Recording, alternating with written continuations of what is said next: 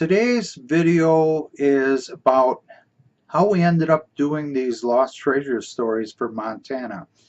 Shortly before we moved out to Montana from Wisconsin, Thomas P. Terry, the author of the United States Treasure Atlas, among other treasure hunting books, told me to meet him down by the post office. And I did, and he handed me a 10-volume set of his United States Treasure Atlas. And I was pretty happy to get that because I had always read those over and over from the La Crosse Public Library. Today, if you look on Amazon, some of them books are pretty pricey, and mine have been read over and over, and they're almost falling apart. But they're out of print today, and having done a lot of research out of them, there are errors on little things, but it's a great start for a person doing uh, research or wanting to know where places that they can go metal detect and stuff. It gives them ideas to start their research or start to think about. So anyway, I was given this 10-volume set. We moved to Montana. I was still metal detecting then, but gas got such a high price, and I had started researching these lost treasure stories, which basically him and another author, they were short, one or two sentences or a short one or two paragraphs at most. And so we found the actual source for these authors, where they got their information, because they were doing this stuff before there was ever an internet.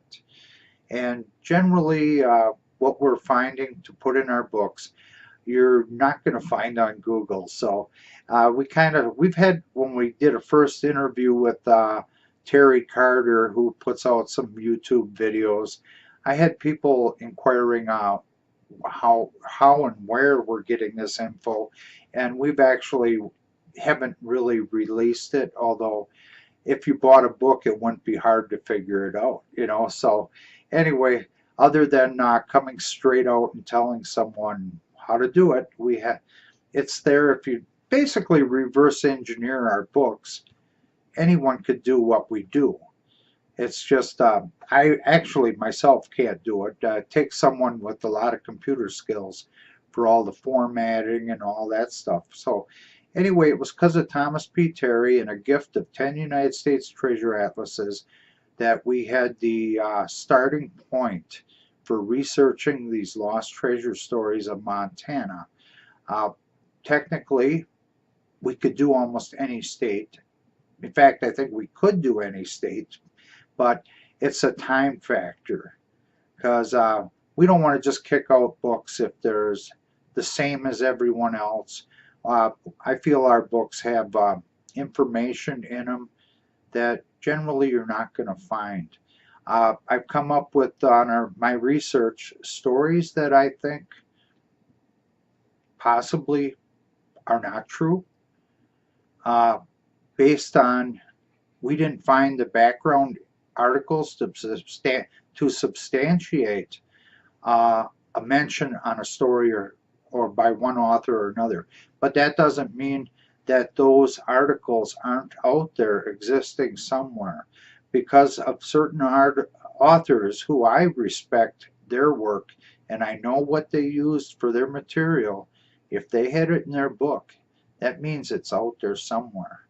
It's just we didn't find it.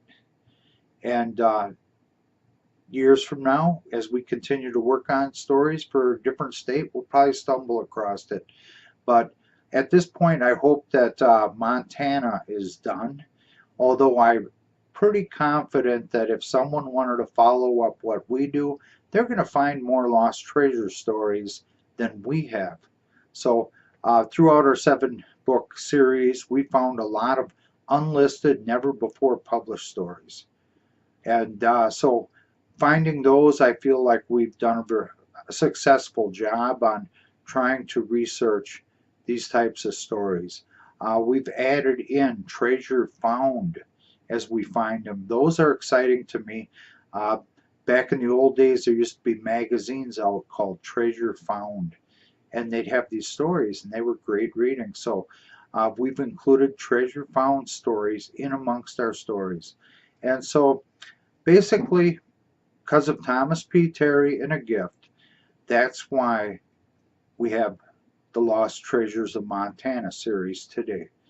And so I just always wanted to kind of tell the story behind the story. And that's a lot of why we do what we do. And I look forward to a few other states coming up.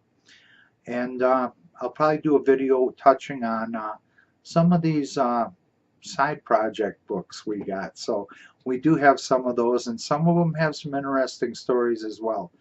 Until then, have a good day. You don't have to be a treasure hunter to enjoy stories of regional local history and tales of the Old West.